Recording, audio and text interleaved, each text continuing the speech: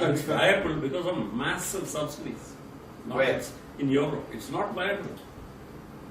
Massive government subsidies. This is the one area on which the WTO, in the WTO, the powerful nations have not allowed the international WTO norms to be applied to agriculture. They've not allowed it. So do you have And it's viable because they have large holdings. Only on large holdings it's viable. No, it's not even there.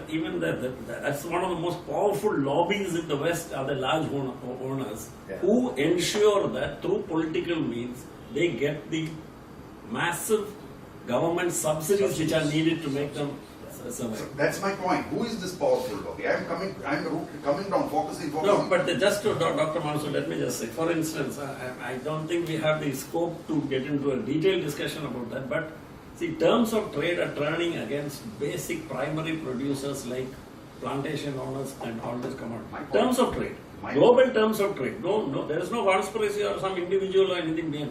Global terms of trade are such. So the price being of commodities, since it is continuously dropping. Why? And who is determining that? It's supply and demand. So no, sir, it is engineered. It is not supply and demand. The natural phenomenon of supply and demand has been demolished. It is all engineered. That's my point. And who is engineering? No, anyway, so my point is, so since the terms of trade will turn against primary producers and will be going in favor of those making manufactured products, or the middleman. There is one middleman. Simple products like plantation crops are doomed because of the fact that they are based on, if you want to sell, if you want to make profit for rubber cultivation and your price of rubber is so much, you have to pay labor only wages of so much. Like tea, if you want to make money at the tea prices which are available, which are today global prices, which are determined by prices in Kenya, prices in all the tea growing areas. Auction. You will be forced to pay wages to tea growers which are really not living wages at all. Is this Kerala specific? No, it's international. It's an international thing. It's not just here. So, therefore, what happens is the situation which Jose mentioned in those areas where the rubber tappers took this employment because they had no other choice at that time. They have sent their children to school. They don't want them to take the same employment. And these children who have gone to school and then gone to college also don't want to go back and do this employment for this. Because what is that employment? It's a semi-skilled employment. They don't want that. They want to move up. That's a natural urge for people to not to go back and do the same thing. What's so great about a rubber planter's job? I mean, rubber tapper's job or a manual laborer's job on an agricultural field. Nobody wants to do that work. So you used the word supply and demand. This is a natural thing. This has been terribly manipulated. Terribly manipulated. For example, we'll take the rubber tappers problem. The rubber price, there's a lobby here, big lobby, Rubber Owners Association. They managed the rubber price. Okay.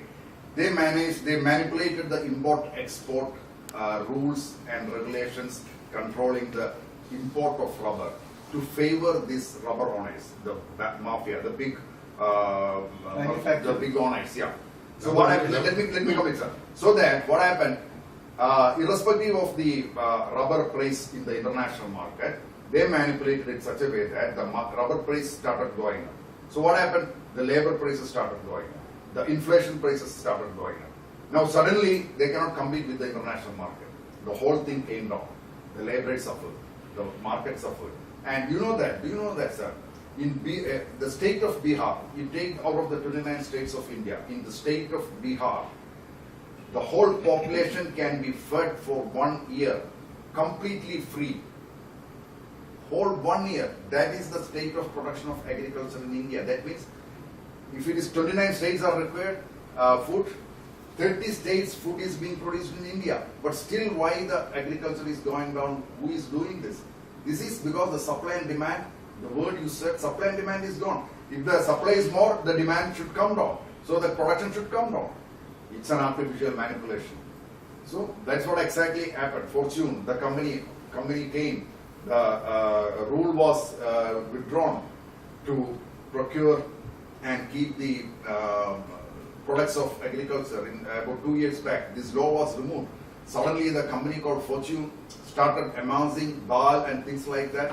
The price shot up from 20 rupees to 200 rupees.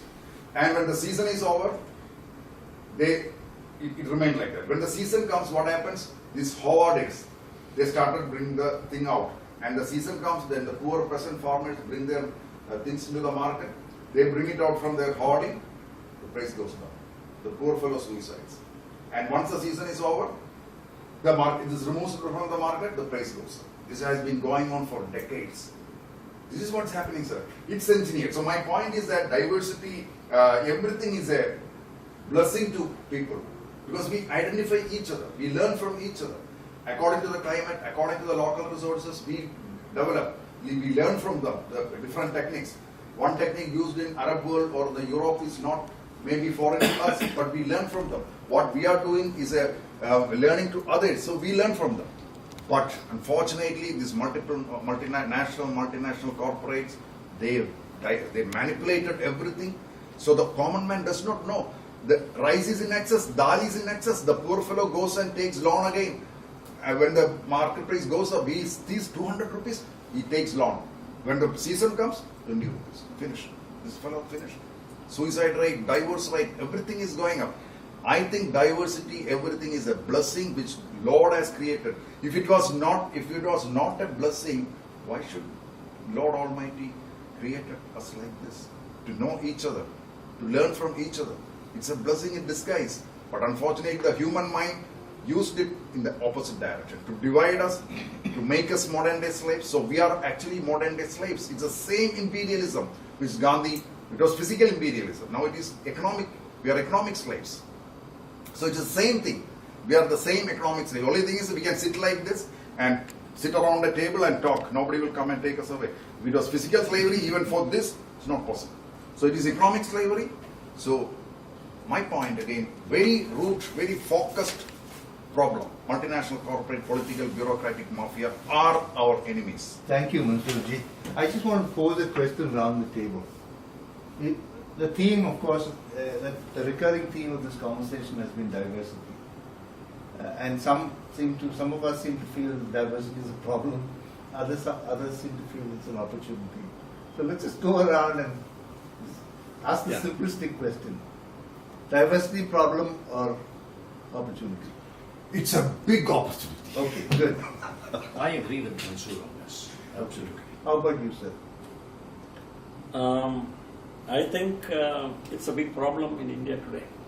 Okay. Because I just want to amplify on that I feel that different sections of this country need to accept a minimum, that there are some minimum common civic duties and responsibilities as members of a civic society, and accepting that whatever identity of whatever religion or caste or community, anything which they belong to, is something which is their private and personal thing, which should not come out in this.